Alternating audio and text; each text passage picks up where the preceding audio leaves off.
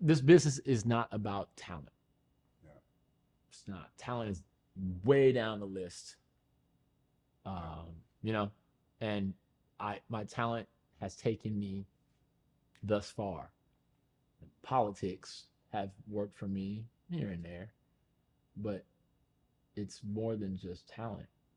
Yeah. It's a compromise of things that I'm not willing to compromise. Not saying everybody has to compromise something to get there, Yeah. but if you're in it long enough, compromise something. Yeah. Something. And me, like I've compromised for years uh my spiritual beliefs of, whether it be cursing and having immoral sex scenes and whatever it is. As a character, I've compromised what I really feel to know that I really don't want to do or shouldn't do for a check. Sure, absolutely, that's the game. Satan is running that. He's running entertainment. How else can he? That's a vessel he uses to get to kids and everything else. How do I get? Yeah, he runs that. He runs it, and he runs politics. That's his movement. That's his chess. So if you're in that game and you're tangling with him, Yeah. at some point you're gonna have to compromise something. And Now, I'm not always. Everybody's gonna think that I'm saying something physical, that too. But I'm not just talking about the freak off stuff. yeah. I'm not. I'm talking about inside. I'm talking about Yep. your spirituality, your what you hold you hold dear as what you consider morals, Yeah. whatever that it may be. You'll be tested. Especially this business. I mean, something like I said, small. It's like, all right, a woman who says I would never show my breast on TV or film. 10 years down the line, that same person is showing her titties. Yeah. Why? Well, because now your conscience has been numbed. But no, that's so now you was a devout. You was born. I was raised as one of Jehovah's Witnesses. Jehovah's Witnesses. I was raised as one of Jehovah's Witnesses. Now online it says something about St. Louis, East St. Louis. My mom is from East St. Louis. Okay. So I don't know what you see online. Well, it said yours. It said you, but you said no. My mom is from East St. Louis. Okay. So not St. Louis. East. East St. Louis. There's a difference. And I only way I know that because I actually lived in St. Louis for about a year, and we would go to East St. Louis. Cross over that bridge. It's It's over the water. It's a whole different world. Because the clubs in St. Louis closes at 2 and you can't drink no more. Then you go over the river to East St. Louis and you can drink it till 6 in the morning. Yeah, it's World War III over there. Yeah. So my mom is from the gutter. So my mom has a huge impact on my behavior. So like I said, there's a measure of humility that my mom has instilled in me.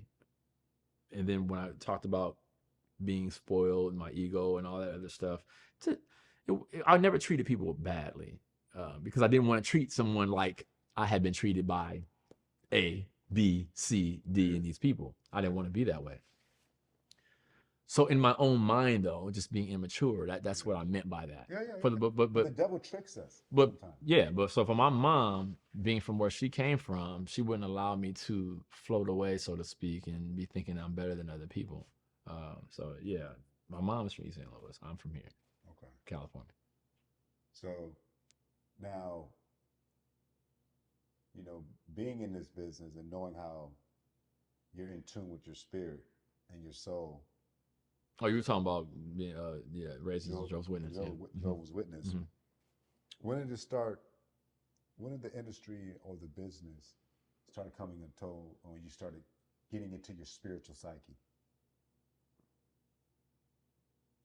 Well, the foundation has always been there, but your flesh tends to guide you. As human beings, our flesh wants what it wants. So if I was raised as one of Jehovah's Witnesses who live there or do their best to show or to apply Bible principles as best they can in our imperfection, without compromise, which is why they say, oh, they're a cult. It's the most ridiculous thing in the world. They don't know jack squat. Describe a cult. Anyway, that's a whole nother thing. Anyway, the point of the matter is that in doing so, you're still a human being. You're still driven by your flesh. You're still going to want to do what your flesh wants to do. That's the war. That's the war that even the Apostle Paul had. Hey, I want to do the right thing, but I keep being, I'm miserable because I keep doing what my flesh wants when I need to be doing what my spirit wants. So in the industry filled with fleshly things, from drinking, drugs, immoral sex, abusive speech, cheating, lying, stealing, betrayal, no loyalty. I'm going to go on and on of what the entertainment embodies. And you're in it. You're in the cesspool. You're swimming in it. You can try to do what I do and edit it and kind of be over here in the corner of your own little corner of your little pool. But make no mistake, that fluid gonna come get on you. It's still on you. Yes, it's still gonna get on you. Yeah. So as you're watching things play out from a kid to an adult, you start to get older. You just start to figure out what's important to you. Because the same, you can talk to somebody right now, what's important to them is something completely different to me. Yes, providing for my family is still important. Doing what I love is still important. But if doing what I love is going to compromise my relationship with Jehovah,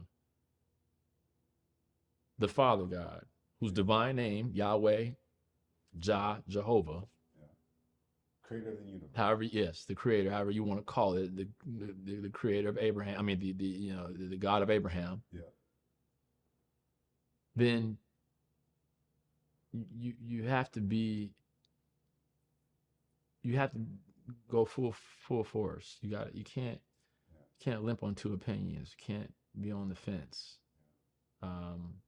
Then for years I was full force on the other side, but then there was times where I was on the fence. So in the back of my mind, the foundation is there. It was just a matter of getting older and realizing, opening up my eyes and saying, hey,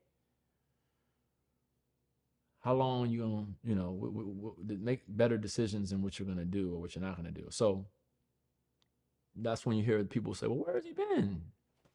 I haven't seen him in so long. Well, no, I've been around. Just different work different stuff. Different stuff, yeah. Yeah, after What I Like About You is, okay, the show was done in 2007.